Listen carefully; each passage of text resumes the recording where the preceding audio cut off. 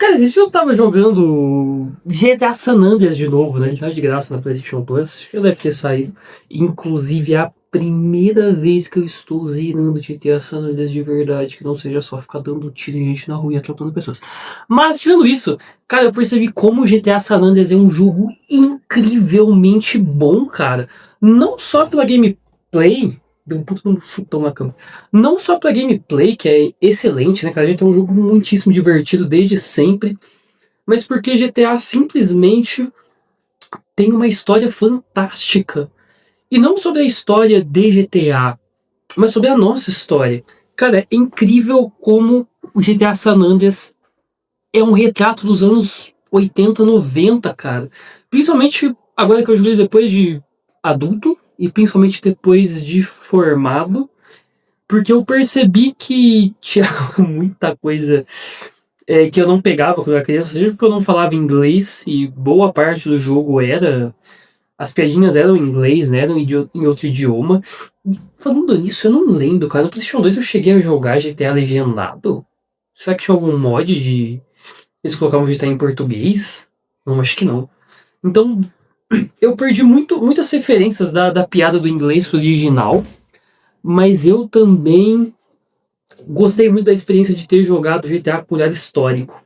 E, cara, é impressionante como GTA San Andreas é um retrato massa da Guerra de Gangue nos Estados Unidos e principalmente do fim da União Soviética. Talvez você já tenha assistido o grandioso filme do Nicolas Cage, O Senhor das Armas, você saiba um pouco do que eu estou falando, mas se você nunca viu, presta um pouquinho de atenção no que GTA pode nos ensinar sobre gangues, violências e armas circulando pelo mundo. A gente tem uma abertura muito louca rolando aqui, ó. Bem, se você jogou GTA, você deve lembrar que uma das primeiras cenas do jogo, ou caso você não tenha jogado, eu te lembro também, que uma das primeiras cenas do jogo é o nosso protagonista, o CJ, voltando para Los Santos, né, a cidade fictícia do jogo que representa Los Angeles. E assim que ele está chegando de volta, ele é recebido por um policial, o oficial Tim Penny, que é dublado por ninguém mais, ninguém menos que Samuel L. Jackson. E ele recebe o Carl de uma maneira bem simpática, de como supostamente policiais recebem pessoas negras no final dos anos 90 nos Estados Unidos. Interprete isso como você quiser. E ele fala uma frase muito interessante pro CJ. Ele fala assim, né? Abre aspas. Que o CJ precisava tomar mais cuidado. Nossa, eu abri aspas e eu não falei a frase dele, né? Ele fala pro CJ tomar mais cuidado porque, abre aspas, desde que o muro caiu, as ruas andam mais perigosas. As armas estão circulando mais. E é interessante a gente notar que o jogo já abre com uma referência histórica muito popular, né?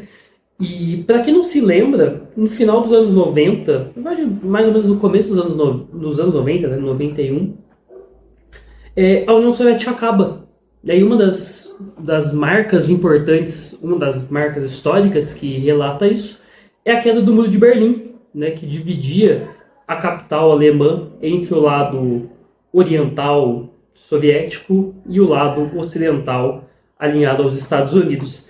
E sempre que a gente fala disso, é legal de se lembrar de que, a partir do que a União Soviética acaba, a gente não está só falando do fim do regime socialista no mundo e no fim da Guerra Fria. A gente está falando da segunda maior potência militar, se não a maior potência militar junto com os Estados Unidos na época, deixando de existir. O que significa que meio que do dia para a noite, milhares de soldados, armas, bombas, equipamentos e veículos militares estavam nas mãos de nenhum órgão estatal. E isso fez uma diferença gigantesca no mundo. E inclusive no GTA. Se você se lembrar de você jogar o jogo, ou se você não jogar, eu tô aqui comentando, as primeiras missões que a gente tem contato com as armas pesadas no jogo, né, porque a gente sempre começa ali na mão, uma faca, um bastão, uma pistola. Mas a primeira missão que a gente tem contato com armas pesadas, com metralhadoras, com snipers, é uma missão que a gente tem vindo com a máfia russa. E o Tenpenny descobre que os russos estão traficando umas armas para os Estados Unidos, junto com os Balas, que são a gangue rival do grupo do CJ, né? O pessoal da Groove Street. E eles descobrem que eles estão traficando essas armas e que os russos que estão trazendo as armas pesadas para os Estados Unidos. Quando o Tenpenny descobre que a máfia russa está envolvida com o tráfico de arma nos Estados Unidos, ele chama o CJ para resolver o problema. E o CJ descobre que a máfia russa está traficando armas para as gangues de Los Santos, né? Inclusive a gangue rival do grupo do CJ, que são os Balas. E eles estão trazendo armas pesadíssimas, e são caixas e mais caixas de armas extremamente de grosso calibre chegando nas periferias dos Estados Unidos. E isso mostra pra gente uma dinâmica bem interessante e que a gente pode refletir de o que acontece quando um grande poderio militar cai das mãos de uma potência estatal. E aqui vem o nosso primeiro ponto histórico para a gente falar um pouquinho sobre como o GTA ensina para a gente essa questão do fim da União Soviética.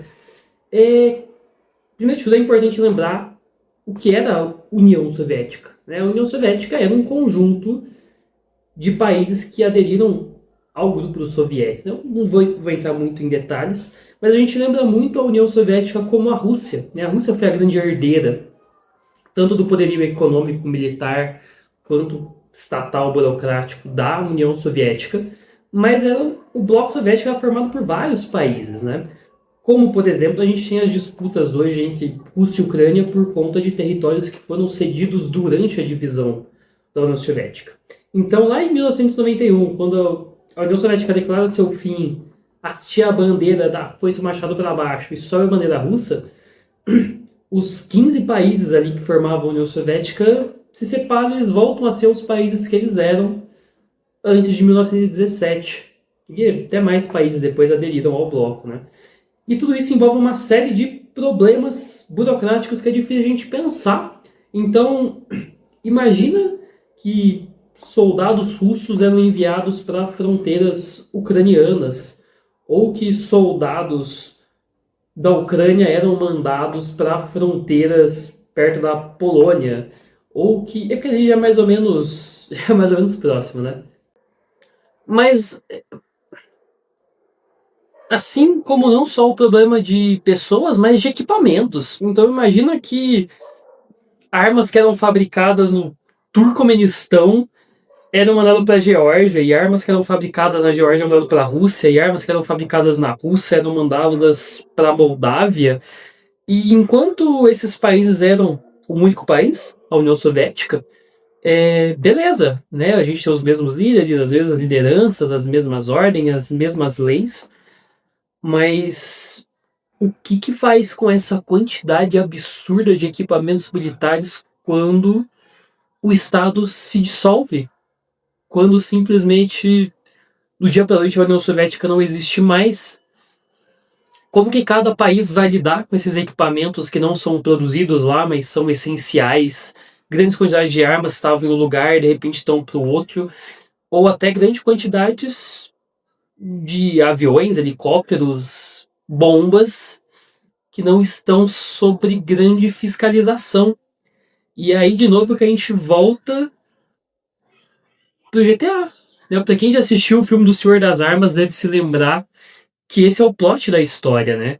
O que você faz quando um estado tem milhões de armas sobrando e que produções de arma fazia parte da indústria desse estado, e agora esse estado não existe mais. E a gente tem um monte de soldados desempregados, a gente tem um monte de metralhadoras e armas dando sopa, e a gente tem uma série de veículos militares que não tem mais uso. Bem, alguém vai querer ganhar em cima disso. E aí que entra também um pouco da contextualização dos anos 90 nos Estados Unidos, que também não era uma época muito fácil, né? Inclusive, se a gente olhar sempre, a vida nas periferias nunca foi fácil em lugar nenhum do mundo, né? Nem os Estados Unidos conseguiu manter mais esse mito. Mas até uma referência para quem talvez tenha assistido ali todo mundo leu Chris, né? Também é bem comum na nossa cultura televisiva, de ver que as comunidades negras dos Estados Unidos eram muito isoladas e em bairros periféricos que não tinham segurança e nem nenhum tipo de investimento do Estado. E nesse período do GTA está se passando por um problema nos Estados Unidos e em alguns locais do mundo também, inclusive aqui no Brasil, mas que é retratado bastante no jogo, que é a questão das drogas. Então, a cocaína e o crack estão começando a crescer muito no mundo. E está começando a se tornar um comércio que dá muito dinheiro e extremamente lucrativo.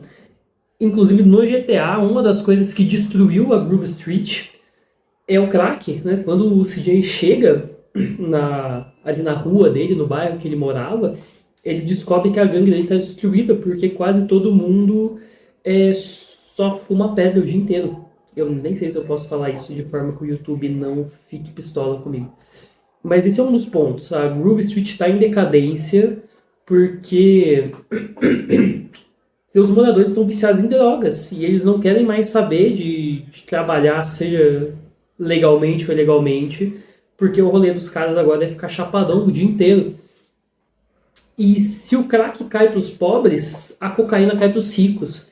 Então a cocaína está extremamente valorizada e sendo extremamente vendida em vários bairros ricos, em várias festas luxuosas, e as gangues estão ganhando dinheiro com isso. E é aí que começa a disputa por territórios. E é aí que a gente volta ao tema das armas. No próprio GTA tem essa mecânica, né? A partir do momento que você tem acesso a uma certa altura do jogo, a gente consegue ver quais bairros são dominados por cada gangue. E como que você faz para tomar o seu território? Você entra lá e mata todo mundo. E como é que você faz isso? Você junta a sua galera, distribui arma para todo mundo e chega metralhando os caras. E aí, de novo, que o GTA mostra muito interessante esse domínio histórico, né? Essa relação com a história dos anos 90. Então é curioso ver como que a queda da União Soviética e esse excesso de armas no mercado e o tráfico de equipamentos militares ao redor do mundo vai influenciar na violência dos Estados Unidos. Então a necessidade de conquistar territórios para conseguir vender mais drogas cresce a necessidade das pessoas que estavam interessadas em vender arma para ganhar mais dinheiro pós-União Soviética. Cara, a GTA faz um retrato disso muito foda, cara. Eu fiquei muito muito indignado quando eu parei pra pensar nisso. E, inclusive, eu acho até legal também pensar de um ponto de vista de como que os anos 90 também tem uma virada de chave muito grande, tanto do crime organizado, nacional quanto internacional. Então, a gente que no Brasil não tem acesso a essas tecnologias tão cedo, mas alguns lugares mundo afora, principalmente nos Estados Unidos, já tinham acesso a algumas tecnologias que para a época eram extremamente revolucionárias. Por exemplo, celular, né? Se a gente pegar de novo no GTA, tem uma série de missões que a gente faz porque as pessoas estão ligando pra gente, né? O CJ saca o tijolão do bolso e recebe as missões, recebe novidades, quem precisa dele, quem não precisa. E isso torna todo o mundo mais dinâmico naquele jogo, né? E a gente que é brasileiro deve saber que os golpistas não dão sossego um segundo.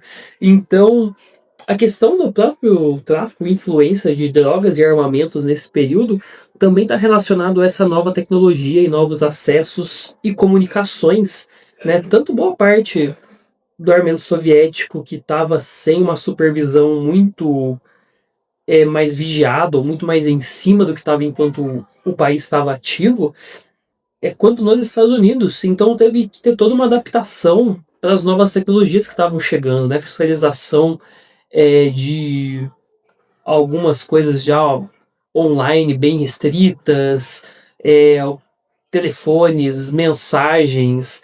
Então tudo isso também está dentro dessa lógica do jogo de mostrar de como essas novas tecnologias estavam fazendo parte desse novo tráfico internacional que estava surgindo.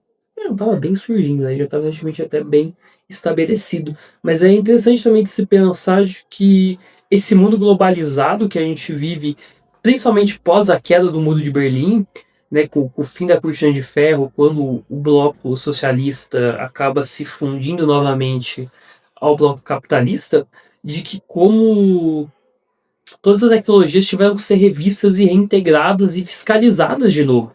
Então, não necessariamente para fiscalizar nos Estados Unidos, servia para fiscalizar o que estava acontecendo na Rússia e vice-versa. Isso também foi um dos grandes fatores que contribuíram para a constante escalada de violências e disputas de gangues por armas e equipamentos soviéticos que estavam caindo na rua. Não é à toa de se lembrar de que uma das armas mais pica que tem no GTA é a K-47, né? A arma mais marcante de todos os jogos e filmes e cultura pop de arma. E de que a K-47 também tem a questão, né, de ser uma arma relativamente fácil de ser usada e de ser manipulada, é muito resistente, mas também está ligado à questão russa, né, de ser uma arma que foi muito mandada para vários locais e que acabou sendo também muito mal distribuída com o fim da União Soviética. Bem, o GTA também fala de várias outras coisas, né? Eu achei que a questão da União Soviética podia ser um tema mais batido que passa ali, né? Ele passa um pouco mais despercebido e dá pra notar por umas frases ou outra, ou por um contexto maior. Eu até pensei nesse vídeo em falar um pouco sobre a questão das formações de gangue nos Estados Unidos, né? As questões dos creeps, dos bloods, a própria questão que a gente também sofre aqui no Brasil, que é com a marginalização de uma parcela periférica que acaba se excluindo dos direitos e dos deveres que o Estado devia fornecer para essas pessoas, a questão de falta de oportunidade, né? Muito a questão da formação de gangues também está associada a isso. A questão de proteção contra a violência policial e contra a própria violência do bairro e inimigos. Mas eu acho que talvez esse vídeo fique muito grande e talvez eu precisasse estudar um pouquinho mais para falar sobre isso. E eu nem sei o quanto isso aqui tá bom, mas se vocês acharem interessante e eu tiver algum feedback desse vídeo, eu posso falar um pouquinho mais sobre, ou até quem sabe numa oportunidade futura. Mas é isso, eu só queria ressaltar que GTA sempre tem um pouco desse aspecto popular, né, que a gente usou de aparecer na TV e, nossa, jogo violento e que gatilhinho e explodir carros. Mas a real é que apesar de GTA ser uma grande piada e ter uma série de referências à cultura pop e críticas sociais do seu tempo, cara, GTA é um jogo muito incrível em vários aspectos e o GTA San Andreas não escapa disso.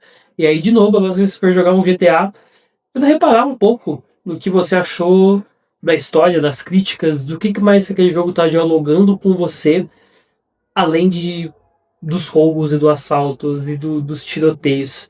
E isso aí me impressiona porque, pô, GTA San Andreas é um jogo gigantesco. Cada GTA já tem uns 20 anos, né, mano? Que horror. Ele custou coisa assim de 10 milhões de dólares, que era muito dinheiro pra época. Mas se a gente comparar com o GTA V, que custou quase 250 milhões, assim, o que ele fez é bizarro, mano. Então é isso. Tente olhar pra GTA e que não seja só uma forma estereotipada do jogo. Próxima vez que se você for jogar, tenta ver se você pega alguma referência da hora aí pra comentar com nós. Ou se quiser também só explodir carro, como todo mundo joga no GTA, divirta-se, o jogo é seu e o importante é ser feliz. Se você curtiu, larga um joinha aí pra nós, deixa um comentário falando mal ou falando bem. E a minha meta é tentar fazer algumas baboseiras. Eu preciso ver esse vídeo e ver se eu não fiquei com muita vergonha do que eu falei, que eu acho que eu não mandei tão bem quanto eu gostaria. Mas fica aí pro próximo, que talvez a gente fale um pouquinho, mas só talvez, sobre a Akira e invasões dos Estados Unidos. Demorou? Então é isso. Até mais.